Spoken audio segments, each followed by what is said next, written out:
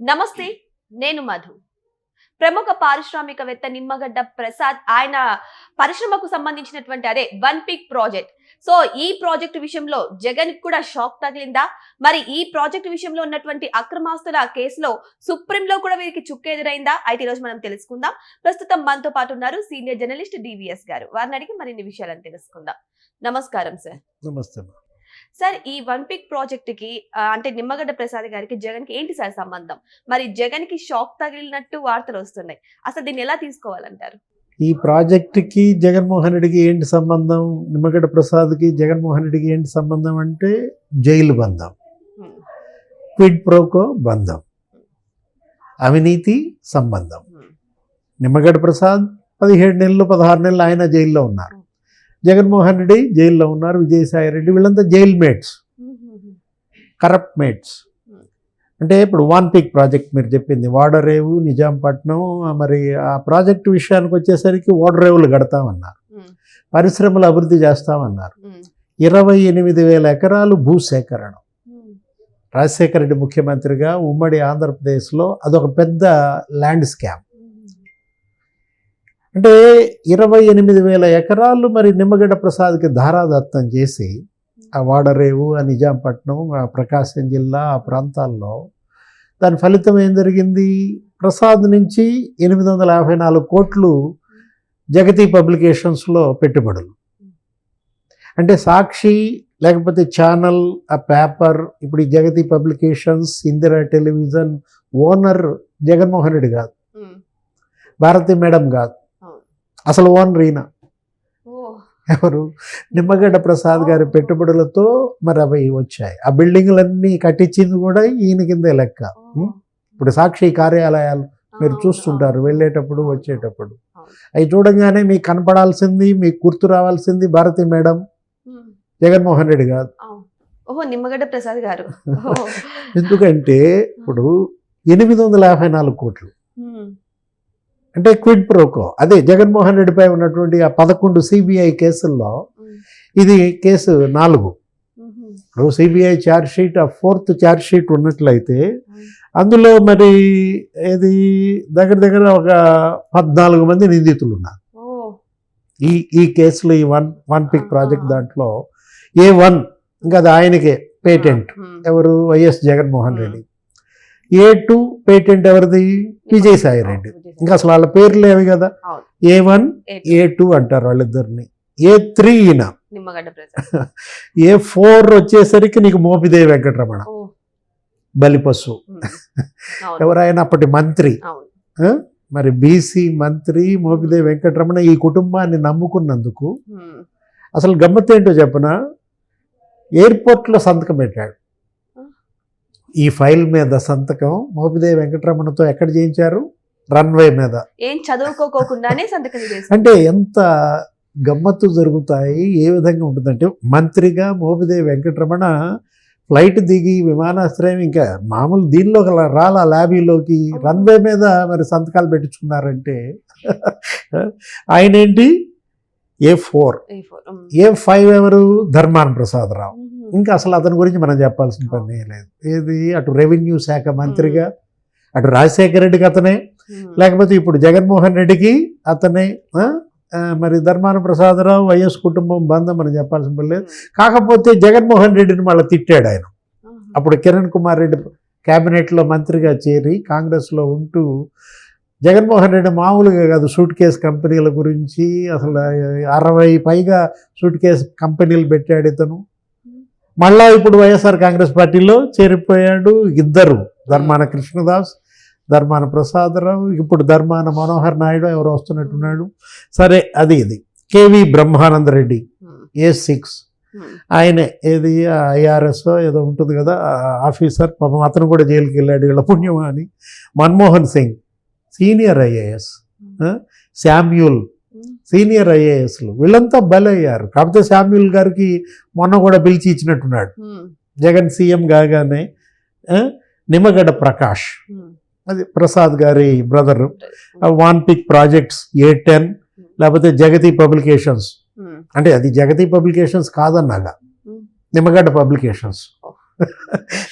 లేకపోతే A12 ఎవరు? Raghuram cements, అదే మైనింగ్.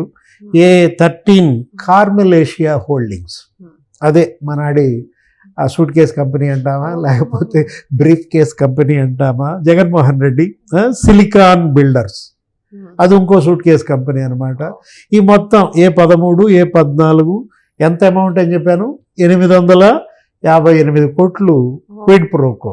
28,000 ఎకరాలు ప్రసాద్కి ఇవ్వడం, ప్రసాద్ గారేమో అందులో మరి సమర్పించుకోవటం ఏంటి, తాంబూలంతో పెట్టేసేసి వాళ్ళకి 854 కోట్లు, అదే కేసు అనమాట.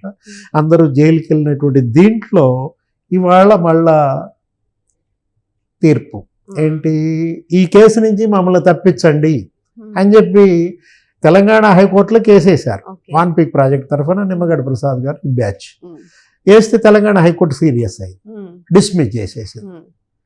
డిస్మిస్ చేసేసి అంటే ఎందుకంటే వాళ్లే కదా సూత్రధారి. మామూలుగా అంతిమ లబ్ధిదారు జగన్మోహన్ రెడ్డి. వీళ్ళందరూ మరి ఆయనకి మరి కుబేరుడు అవటానికి సహాయపడిన దాంట్లో సిబిఐ ఛార్జ్ షీట్లో ఎంత అని చెప్పింది? 43,000 కోట్లు అవినీతికి పాల్పడ్డాడు జగన్మోహన్ రెడ్డి. అక్రమాస్తులు, అక్రమ సంపాదన ఆ 5 ఏళ్లలో చూసావా? అంటే 5 ఏళ్ళు ఒకసారి ఊహించుకో, 43,000 కోట్లు అంటే సంవత్సరానికి మరి 8,600 కోట్లు కొట్టాడు. అంటే అంతకుముందు వాళ్ళ నాన్న సీఎం కాకముందు వాళ్ళేంటి మరి దివాళా ఐపీ పెట్టిన పరిస్థితి. దగ్గర రాజశేఖర రెడ్డి కుటుంబం ఆయన ఏంటి, నాకు అప్పులు నేను తీర్చుకోవాలి, ఇక్కడ సాగర్ సొసైటీలో వాళ్ళ బిల్డింగ్లే ఉంటాయి, వాటిని నమ్ముకోవటానికి అవకాశం ఇవ్వటానికి రెగ్యులరైజ్ చేయండి అని ఉమ్మడి రాష్ట్ర సీఎంగా చంద్రబాబుకి ఈయన అభ్యర్థన పెట్టుకున్నాడు. ఎవరు?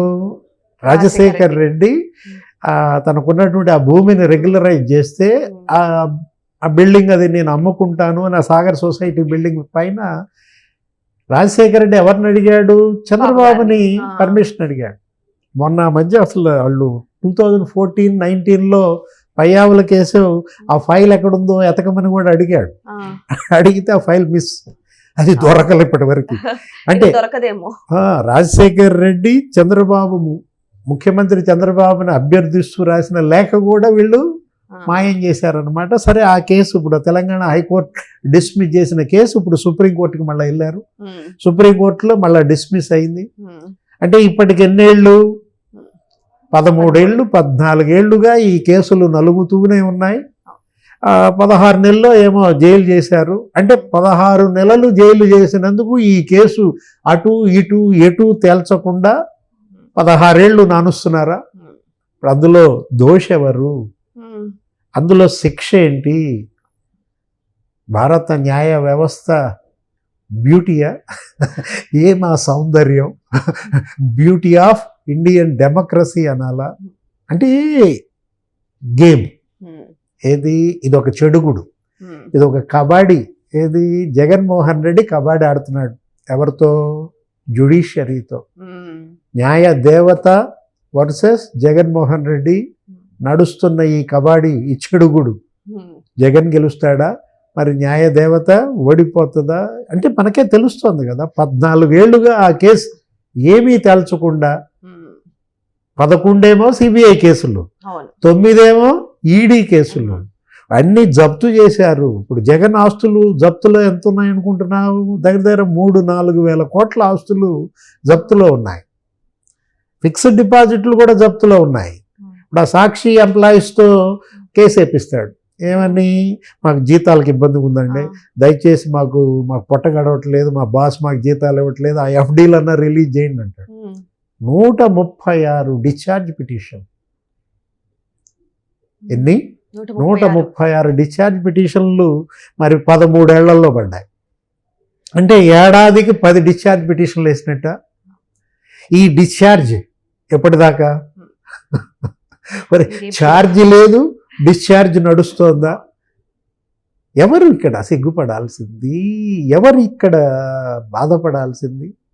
అంటే ఒక నిందితుడు ఏ విధంగా సవాల్ చేస్తున్నాడు, ఛాలెంజ్ చేస్తున్నాడు, వ్యవస్థ సిగ్గుపడాలా? వ్యక్తి వర్సెస్ వ్యవస్థ నడుస్తున్నటువంటి ఈ చెడుగుడు ఇప్పుడు ఏంటి, ఇప్పుడు నిందితుడు ఇవాళ ఇప్పటికీ జగన్మోహన్ రెడ్డి కేసులు తేల్చకపోతే జస్టిస్ ఎన్వి రమణ అప్పుడు సీజేగా ఆయన ఒకటి చేశాడు, ఏమని ఈ రాజకీయ నాయకులు ఈ ప్రజాప్రతినిధుల కేసులు ఏడాదిలో తేల్చేయండి అన్నాడు. ఒక్కటి కాకపోతే ఒక్కటన్నా ఉండాలి కదా సార్, తేలాలి కదా, ఒక్క కేసు అన్నా క్లియర్ గా రావాలి కదా. ఒక్కటంటే ఒక్కటి కూడా రాకపోవడం ఏంటి సార్, ఇన్ని కేసులు పెట్టుకొని? అంటే ఏంటి, ఇప్పుడు వాళ్ళకి దీనికన్నా ప్రయారిటీస్ ఎక్కువ ఉన్నాయా? ఇప్పుడు ఆయన ఎవరో ప్రకాష్ సింగ్ అని ఒక డీజీపీ మాట్లాడాడు, రిటైర్డ్ డీజీపీ పంజాబ్, ఒక ఆర్థిక నేరస్తుడు ఈ విధంగా 13 ఏళ్లుగా బెయిల్ పైన ఉండటం ఏంటని. సిపిఐ నారాయణ మాట్లాడాడు. అసలు ఇంతమంది ఇన్ని రకాల చర్చలు, ఇంత వాదనలు, ఇంత అప్రదిష్ట పాలైన వ్యవస్థ ఇప్పటికీ మేల్కోకపోతే, ఇప్పుడు విజయ్ మాల్యా, లలిత్ మోడీ, లేకపోతే నీరవ్ మోడీ, చోక్సీ, వీళ్ళందరూ పారిపోయారు లండన్లో. వాళ్ళకి ఆశ్రయం ఏది, ఆర్థిక నేరస్తులకి అదొక షెల్టర్ జోన్ ఏది, లండన్. వాళ్ళు పిచ్చోళ్ళ, వాళ్ళు అక్కడికి వెళ్లకుండా శుభ్రంగా 8,000 కోట్లు, 12,000 కోట్లు, 30,000 కోట్లతో ఇక్కడ కూడా వాళ్ళ రాష్ట్రాల్లో పార్టీలు పెట్టేసుకుని, వైఎస్ఆర్ కాంగ్రెస్ లాగా మాల్యా కాంగ్రెస్, నీరబ్ కాంగ్రెస్, చోక్సీ కాంగ్రెస్ అని కనుక గుజరాత్లో లేకపోతే కర్ణాటకలో పెట్టుకుంటే వాళ్ళు ముఖ్యమంత్రులు అయిపోయేవాళ్ళు. సిగ్గుపడాల్సిన అంశం ఏది, ఇవాళ ఇది ఒక మచ్చ, ఒక మాయని మచ్చ, ఒక తీరని కళంకం. సో ఏదేమైనా సరే ఈ అక్రమాస్తుల విషయంలో ఇంకా కోర్టు కూడా తీర్పు ఇవ్వడం అయితే జరిగింది. ఎందుకంటే ఎప్పటికైనా సరే న్యాయస్థానం ఖచ్చితంగా నేరస్తులకు శిక్ష పడాలని చూస్తుంది. కానీ ఇక్కడ చూస్తే ఇంకా డిలే అవుతూనే వస్తుంది. మరి వెయిట్ చేద్దాం, మరి నేరస్తులకు శిక్ష పడుతుందా లేదంటే ఇలాగే డిలే అవుతుందా అనేది వెయిట్ చేసి చూడాల్సింది. Thank you so much. Thank you.